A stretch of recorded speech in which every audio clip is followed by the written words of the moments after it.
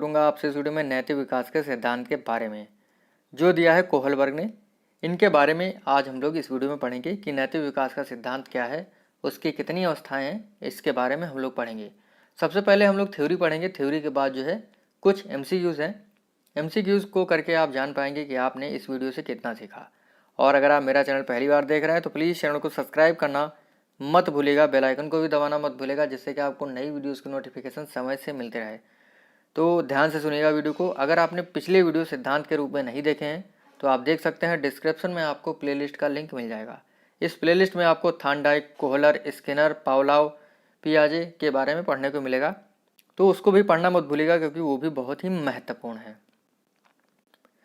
तो शुरू करते हैं अपना वीडियो। कोहलबर्ग का नैतिक विकास का सिद्धांत। देखिए, कोहलबर्ग ने नैतिक विकास के सिद्धांत को सिद्ध करने के लिए 11 कहानियाँ दी थीं। 11 कहानियाँ दी और इन्हीं कहानियों को सुनाकर जो है वो नैतिकता के स्तर को मापते थे। देखिए, एक सबसे फेमस कहानी है इनकी, हाइनेज की कहानी। हाइनेज की कहानी के बारे में हम लोग जान लेते हैं। बहुत ही अच्छी कहानी है, ध्यान से सुनिएगा। देखिए, हाइनेज एक व्यक्ति होता है और उसकी एक बीवी होती है। बीवी उसकी बहुत ही बीमार हो जाती है, जिसकी वजह से वो डॉक्टर के पास दिखाने जाता है। डॉक्टर जो है दवाइयाँ लेने के लिए कहते हैं उससे, और हाइनेज जो है दवाइयाँ लेने के लिए मेडिकल स्टोर पर जाता है। मेडिकल स्टोर पर वो चला जाता है और मेडिकल स्टोर पर एक व्यक्ति होता है जो दवाइयाँ बेच रहा होता है। हाइनेज दवाइयाँ लेना चाहता है, लेकिन मेडिकल स्टोर वाला आदमी कहता है कि दवाइयों का रेट इतना है, और जो वो रेट बताता है वो बहुत ही महंगी होती हैं दवाइयाँ। हाइनेज बड़ी विनती करता है कि भैया दवाइयाँ दे दो, नहीं तो मेरी बीवी मर जाएगी। लेकिन जो आदमी होता है मेडिकल स्टोर पर बैठा हुआ, वो दवाइयाँ नहीं देता है। इसी वजह से हाइनेज जो है वो इसकी दुकान में चोरी कर लेता है और दवाइयाँ ले आता है। तो ये थी हाइनेज की कहानी। इसी के आधार पर, हाइनेज की कहानी के आधार पर जो है कोहलबर्ग प्रश्न पूछते हैं बच्चों से, जैसे हाइनेज को क्या चोरी करनी चाहिए थी, क्या चोरी करना अच्छा है, क्या बीवी को बचाने के लिए हाइनेज चोरी कर सकता है। तो इस प्रकार से जो है कोहलबर्ग बच्चों से प्रश्न पूछते थे और इन्हीं कहानियों के आधार पर जो है वो नैतिकता को मापते थे। देखिए, जो कोहलबर्ग थे उन्होंने नैतिक विकास की 3 अवस्थाएं बताई हैं। कितनी अवस्थाएं बताई हैं? 3 अवस्थाएं। पियाजे ने संज्ञानात्मक विकास की बताई हैं 4 अवस्थाएं। याद रखिएगा, बहुत ही बार पूछा गया है प्रश्न। तो कोहलबर्ग ने नैतिक विकास की 3 अवस्थाएं बताई हैं। कौन कौन सी अवस्थाएं? पहली है पूर्व परंपरागत अवस्था, जो 4 से 10 वर्ष की होती है। दूसरी है परंपरागत अवस्था, जो 10 से 13 वर्ष की होती है। तीसरी है पश्च परंपरागत अवस्था, जो 13 वर्ष से अधिक होती है। पश्च परंपरागत अवस्था को गैर परंपरागत अवस्था भी कहते हैं। तो ये होती हैं 3 अवस्थाएं, ठीक है, और ये हैं उनकी आयु अवधि। तो पूर्व परंपरागत अवस्था यानी प्री कन्वेंशनल स्टेज जो है वो 4 से 10 वर्ष की होती है। परंपरागत अवस्था यानी कन्वेंशनल स्टेज जो है वो 10 से 13 वर्ष की होती है। पश्च परंपरागत अवस्था यानी पास्ट कन्वेंशनल स्टेज जो है ये होती है 13 वर्ष से अधिक। इनको जो है आपको रट लेना है एकदम, इनके नाम क्या हैं और इनकी आयु सीमा क्या है, क्योंकि एग्जाम में ये पूछा जाता है। तो ये तो होती हैं 3 अवस्थाएं नैतिक विकास की। अब इनके बारे में हम लोग जानेंगे। इनसे भी प्रश्न बनता है कि इनकी जो अवस्थाएं हैं इनमें कौन कौन सी विशेषताएं हैं, इनसे भी प्रश्न पूछा जाता है। तो पहली अवस्था है पूर्व परंपरागत अवस्था, प्री कन्वेंशनल स्टेज, जो होती है 4 से 10 वर्ष की। देखिए, इसमें क्या होता है, इसमें जो बालक होता है इस अवस्था में नैतिकता का अभाव होता है। वो नहीं जानता है कि हमें क्या करना है क्या नहीं करना है। तो इस अवस्था में नैतिकता का अभाव होता है। एग्जाम में सीधे पूछा जाता है कि नैतिकता का अभाव कोहलबर्ग की किस अवस्था में बताया गया है, तो बताया गया है पूर्व परंपरागत अवस्था में। दूसरा पॉइंट है, यह अवस्था दंड और पुरस्कार की अवस्था है। जो पूर्व परंपरागत अवस्था है इसमें जो बच्चा होता है, अगर उसे किसी काम को करने के लिए दंड मिलता है तो वह उस काम को नहीं करेगा, अगर उसे पुरस्कार मिलता है तो वो उस काम को करेगा। पूर्व परंपरागत अवस्था जो है इसमें नैतिकता का अभाव होता है और ये दंड और पुरस्कार पर आधारित अवस्था होती है। यह बात आपको ध्यान रखना है। इसमें जो बालक होता है वो थोड़ा जिद्दी स्वभाव का होता है, ठीक है।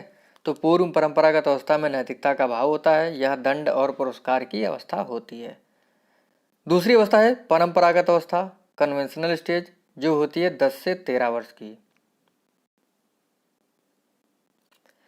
इस अवस्था में बालक माता पिता, परिवार और समाज को देखकर सीखता है। देखिए, इस अवस्था में नैतिकता वह होती है बच्चों के लिए जो उनके माता पिता, परिवार वाले करते हैं, और समाज में वो जो देखता है वही उसके लिए नैतिकता होती है। जैसे मान लीजिए उसके परिवार में उसके माता पिता, भाई बहन जो हैं कोई अच्छा काम करते हैं। मान लीजिए कोई भिखारी आता है घर के बाहर और उसे वो खाना देते हैं, गरीब आदमी की वो हेल्प करते हैं, तो वही वो सीख जाता है, वही उसके लिए नैतिकता है। यानी इस अवस्था में बालक जो होता है वो माता पिता, परिवार और समाज को देखकर सीखता है। तो ये होती है हमारी दूसरी अवस्था।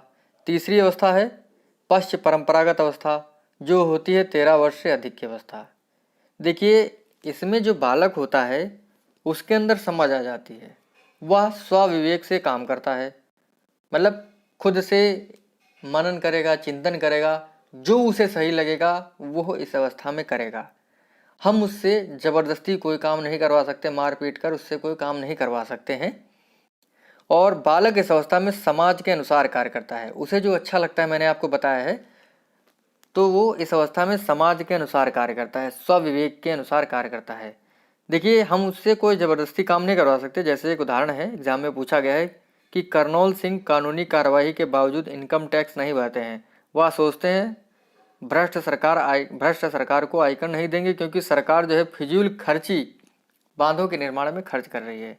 तो देखिए, करनौल सिंह जो है वो एक समझदार व्यक्ति हैं, वो अपनी स्वविवेक, मनन व चिंतन करके समझते हैं कि मैं सरकार को इनकम टैक्स नहीं दूंगा क्योंकि सरकार जो है वो भ्रष्ट है, बेकार में बांधों का निर्माण करवा रही है।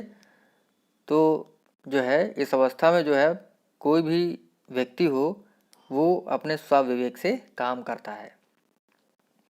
तो इस हिसाब से जो है हमारा कोहलबर्ग का जो थ्योरेटिकल पार्ट था वो समाप्त होता है। अब हम लोग बढ़ते हैं एमसीक्यूज़ की ओर। तो तैयार हो जाइए, देखते हैं आप लोगों ने मेरे वीडियो से कितना सीखा। देखिए, लिखा हुआ है सम एमसीक्यूज फॉर यू, यानी आपके लिए कुछ बहुविकल्पी प्रश्न। 6 प्रश्न हैं और 6 में से जितने भी आप सही करिएगा कमेंट करके बताइएगा। पहला प्रश्न है, नैतिक विकास का सिद्धांत किसने दिया? Skinner, Rousseau, Pavlov, Kohlberg. तो नैतिक विकास का जो सिद्धांत है ये दिया है कोहलबर्ग ने। अगला प्रश्न है, नैतिक विकास की अवस्थाएं कितनी होती हैं? 3, 4, 5, 6। तो नैतिक विकास की अवस्थाएं होती हैं 3। कौन कौन सी? परंपरागत अवस्था, पूर्व परंपरागत अवस्था, पश्चिम परंपरागत अवस्था। पहली होती है आपकी पूर्व परंपरागत अवस्था, दूसरी होती है परंपरागत अवस्था, तीसरी होती है पश्चिम परंपरागत अवस्था। इसी पर आधारित अगला प्रश्न है, कौन सी अवस्था नैतिक विकास की नहीं है? परंपरागत अवस्था, पश्चिम परंपरागत अवस्था, पूर्व परंपरागत अवस्था या सम्यक अवस्था? तो आपका जो चौथा ऑप्शन है सम्यक अवस्था, ये नैतिक विकास की अवस्था नहीं है। बाकी जो 3 अवस्थाएं हैं वो नैतिक विकास की अवस्थाएं जो कि कोहलबर्ग ने दी हैं। अगला है दंड तथा पुरस्कार। दंड व पुरस्कार पर आधारित अवस्था है, कौन सी है? पश्चिम परंपरागत अवस्था, पूर्व परंपरागत अवस्था, परंपरागत अवस्था या ए और बी दोनों? तो कौन सी अवस्था होगी इसमें आपको बताना है। देखिए, जो पूर्व परंपरागत अवस्था है वो दंड व पुरस्कार की अवस्था कहलाती है, मैंने आपको बताया है, आपको पता ही होगा। अगला है प्रश्न हमारा, स्वविवेक का उपयोग किस अवस्था से संबंधित है?